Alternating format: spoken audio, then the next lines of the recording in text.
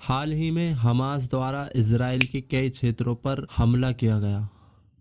प्रतिक्रिया स्वरूप इजराइल द्वारा भी हमास के नियंत्रण वाले क्षेत्र गाजा पट्टी में आक्रमण। इस दौरान संयुक्त राष्ट्र 1 लाख से भी अधिक लोगों के विस्थापित होने का दावा कर रहा है। इजराइल और फिलिस्तीन के बीच सैन्य गतिरोध। इजराइल और फिलिस्तीन के बीच बात का विवाद प्रमुख कारण यरूशलेम है। प्रारंभ से ही यरूशलेम में यहूदी, ईसाई और मुसलमान निवास करते आ रहे हैं तथा तीनों धर्मों के लिए इस शहर का विशेष धार्मिक महत्व है। यरूशलेम पर मुसलमान, यहूदी और ईसाई तीनों ही समान रूप से अपना दावा स्वीकार करते हैं, क्योंकि इन तीनों ही धर्मों के प्रवर्तक अब्राहम के वंशज हैं और यरूशलेम को इब्राहिम का शहर माना जाता है। ईसाई धर्म के अनुयायियों का मानना है कि यरूशलेम में ही कलवारी नामक पहाड़ी पर यीशु मसीह को सूली पर चढ़ाया गया था। मुसलमानों के संदर्भ में यरूशलेम में उनका तीसरा सबसे बड़ा धार्मिक स्थल अल अक्सा मस्जिद स्थित है और यहीं से मोहम्मद पैगंबर जन्नत की ओर गए थे। वहीं यहूदी धर्म का मत है कि उनके धर्म प्रवर्तक आइजैक ने यहाँ कुर्बानी दी थी, जिसके प्रतीक के रूप में यरूशलेम में कोटेल दीवार के रूप में मंदिर स्थित है। हिस्टोरिकल पर्सपेक्टिव में यरूशलेम का विवाद धार्मिक पक्ष से जुड़ा हुआ था, किंतु 1950 विशेषकर 70 के दशक के बाद इस विवाद ने राजनीतिक स्वरूप धारण कर लिया। हालांकि वर्तमान में भी इस विवाद को धार्मिक आधार पर प्रस्तुत किया जाता है।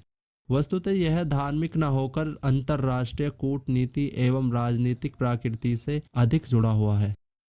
प्रथम विश्व युद्ध के समय यरूशलेम तुर्की के ऑटोमन साम्राज्य का हिस्सा था एवं मुस्लिम बहुलता वाला क्षेत्र था, क्योंकि तुर्की का तत्कालीन सम्राट न केवल मुस्लिम था बल्कि मुसलमानों के धार्मिक गुरु खलीफा का पद भी धारण किए हुए था। ब्रिटेन ने 1917 में बाल्फोर घोषणा पत्र के माध्यम से इस क्षेत्र में यहूदियों के अधिकारों को संरक्षित करने के लिए एक अलग देश बनाने का वादा किया। प्रथम विश्व युद्ध में तुर्की ने ब्रिटेन के विरुद्ध जर्मनी का साथ दिया, किंतु प्रथम विश्व युद्ध के मित्र राष्ट्रों अर्थात ब्रिटेन की जीत हुई। फलस्वरूप ब्रिटेन ने वर्साई की संधि 1919 द्वारा तुर्की को खंडित कर दिया तथा ओटोमन साम्राज्य को भी समाप्त कर दिया गया।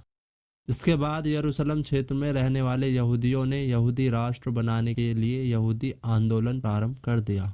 इसके बाद ब्रिटेन भारत जैसे अपने औपनिवेशिक देशों में चल रहे राष्ट्रवादी आंदोलन में व्यस्त हो जाता है। साथ ही द्वितीय विश्व युद्ध का दौर भी प्रारंभ हो जाता है।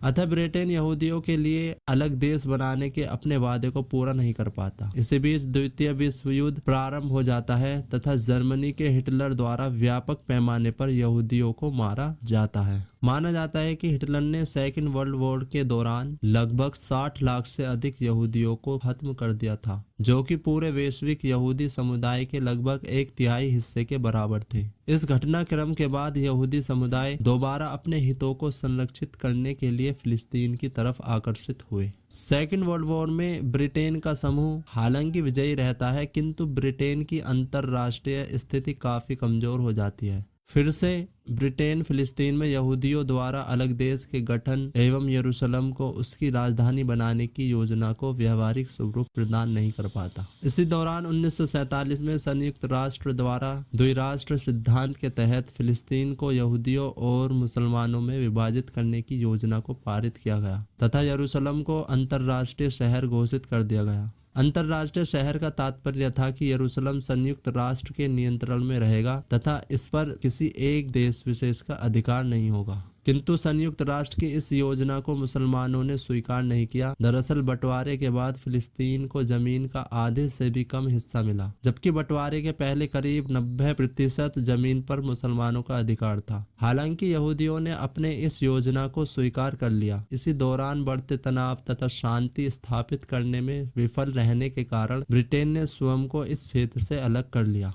इसके बाद 1948 में यहूदियों ने इजराइल नामक नए देश का गठन किया। इजराइल के गठन के बाद ही अरब देशों सीरिया, लीबिया, सऊदी अरब, जॉर्डन, यमन तथा इराक ने इजराइल पर आक्रमण कर दिया। इस युद्ध में इजराइल की विजय होती है। यह विजय इस अर्थ में स्वीकार की जा सकती है कि इजराइल अपने स्वतंत्र अस्तित्व को बचाने में सफल रहा और अरब देशों के आक्रमण के कारण नष्ट नहीं हुआ। इसके बाद संयुक्त राष्ट्र के हस्तक्षेप से लगभग 1 वर्ष बाद इस युद्ध पर विराम लगा।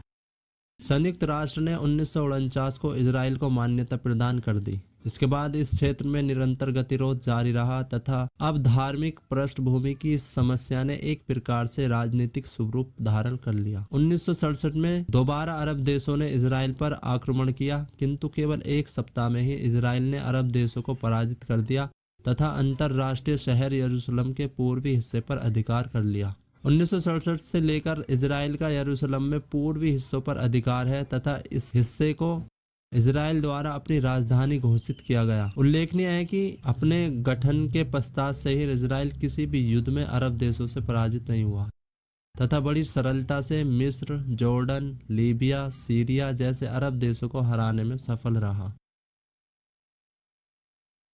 हमास क्या है? संगठन द्वारा स्वतंत्र फिलिस्तीन की मांग के लिए 1987 में गठित एक सशस्त्र विद्रोही समूह। कालांतर में एक संगठन की प्रकृति धारण। संगठन द्वारा स्वतंत्र फिलिस्तीन की मांग हेतु 1987 में गठित एक सशस्त्र विद्रोही समूह। मूल नाम हरकत अल मुकावामा अल इस्लामिया यानी इस्लामिक प्रतिरोध आंदोलन। इसका उद्देश्य इजराइल प्रशासन के स्थान पर इस्लामिक शासन की स्थापना करना प्लस स्वतंत्र फिलिस्तीन की मांग करना। संगठन गाजा पट्टी पर अधिक प्रभावी। वेस्ट बैंक इजराइल और जॉर्डन के मध्य स्थित है। इजराइल और फिलिस्तीन दोनों ही इस क्षेत्र पर अपना दावा प्रस्तुत करते हैं। हालांकि 1967 के युद्ध के बाद से ही इस क्षेत्र पर इजराइल का कब्जा है। भारत का दृष्टिकोण। इजराइल के साथ मजबूत कूटनीतिक संबंध होने के बावजूद भारत प्रारंभ से ही फिलिस्तीन का पक्षधर रहा है। भारत द्वारा इस दृष्टिकोण को अपनाए जाने का एक प्रमुख कारण यह भी है कि भारत में यहूदी धर्म के अनुयायियों की संख्या नाम मात्र है, जबकि मुस्लिम आबादी लगभग 14% है। भारत ने विगत वर्षों से यरूशलेम के मुद्दे पर अपनी कूटनीतिक सूझबूझ का परिचय दिया है और कभी भी मुखरित तौर पर अपना कोई स्पष्ट मत प्रस्तुत करने स्वयं को बचाता रहा है। इसके अलावा भारत फिलिस्तीन को समर्थन देकर न केवल संयुक्त राष्ट्र के मत के साथ खड़ा है, बल्कि मध्य एशिया के बाकी देशों के साथ भी अपने कूटनीतिक संबंधों को मजबूत आधार प्रदान कर रहा है। एक पक्ष यह भी है कि यरूशलेम को लेकर कभी भी भारत और इजराइल के साथ संबंधों में तनाव उत्पन्न नहीं हुआ है। वस्तुतः यह इजराइल की कूटनीतिक परिपक्वता की प्रतीक है कि उसने कभी भी इस मुद्दे को दोनों देशों के द्विपक्षीय संबंधों में बाधक नहीं बनने दिया। इजराइल भी इस तथ्य से परिचित है कि भारत द्वारा खुले तौर पर उसका समर्थन करना ना ही तो संभव है और ना ही वांछनीय है। एक पक्ष यह भी है कि भारत द्वारा फिलिस्तीन का समर्थन करना या इजराइल के विरुद्ध खड़े होना इस मुद्दे का समाधान नहीं है, क्योंकि भारत के मत से इस समस्या के समाधान पर कोई विशेष प्रभाव नहीं पड़ता। समस्या का क्या समाधान हो? यह स्पष्ट है कि यरूशलेम मध्य एशिया का एक क्षेत्रीय विवाद है, किंतु इस विवाद के बिंदु अंतर्राष्ट्रीय कूटनीति से भी जुड़े हुए हैं। इस संदर्भ में जहां एक और संयुक्त राष्ट्र को समस्या के समाधान के लिए प्रभावी एवं निर्णायक भूमिका का निर्वहन करना चाहिए, वहीं अमेरिका जैसे देश को केवल अपने निजी हितों के लिए इस क्षेत्रीय विवाद में हस्तक्षेप करने से बचना चाहिए। यह सत्य है कि यरूशलेम से ईसाई, यहूदी एवं मुसलमानों के धार्मिक पक्ष जुड़े हुए हैं, किंतु वर्तमान पर्सपेक्टिव में सभी देशों, विशेषकर इस मामले से संबंधित देशों को धार्मिक महत्व के बजाय आम नागरिकों के मानव अधिकारों को महत्व एवं प्राथमिकता देने का प्रयत्न किया जाना चाहिए। इससे न केवल वैश्विक शांति का मार्ग प्रशस्त होगा, बल्कि अंतर्राष्ट्रीय स्तर पर मानवता पंथ निरपेक्षता का 21वीं सदी की अपेक्षाओं के अनुकूल एक सकारात्मक संदेश भी दिया जा सकेगा।